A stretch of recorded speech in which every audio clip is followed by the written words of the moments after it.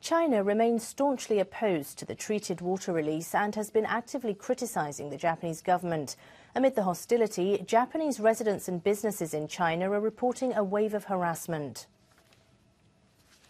For more on this, we're joined by our Beijing correspondent Nakamura Genta. Genta, what have you heard from the Japanese people you've spoken to since this all started? Well, I am finding more Japanese people, including myself, are anxious about the situation. The Chinese government has been ramping up their attacks against Japan, and this is contributing to anger towards Japanese residents here.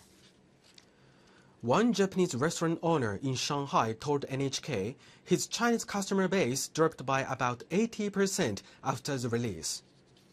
He also said some other Japanese restaurants he knows have been receiving harassing phone calls.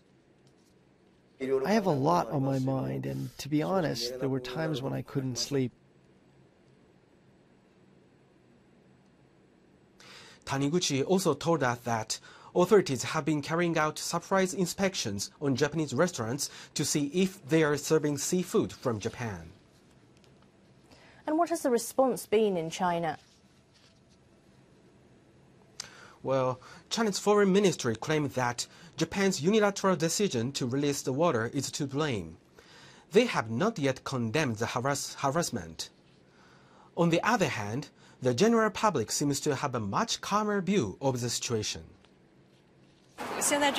People may think harassing others makes them feel better, but in reality, they are not helping. We shouldn't disturb the social order by going out into the streets. The extreme acts of violence that we have seen appear to be rare. I get the sense that overall, most people are not nervous. Genta, the entire process to release the treated and diluted water is expected to last decades. What can we expect from China's government in the future?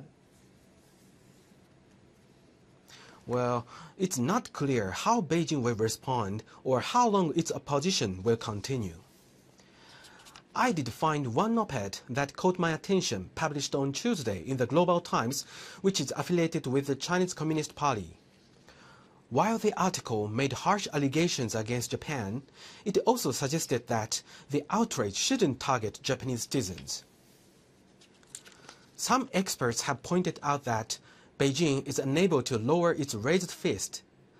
Unless Beijing takes action, Japanese people living in China may have to continue dealing with this unease.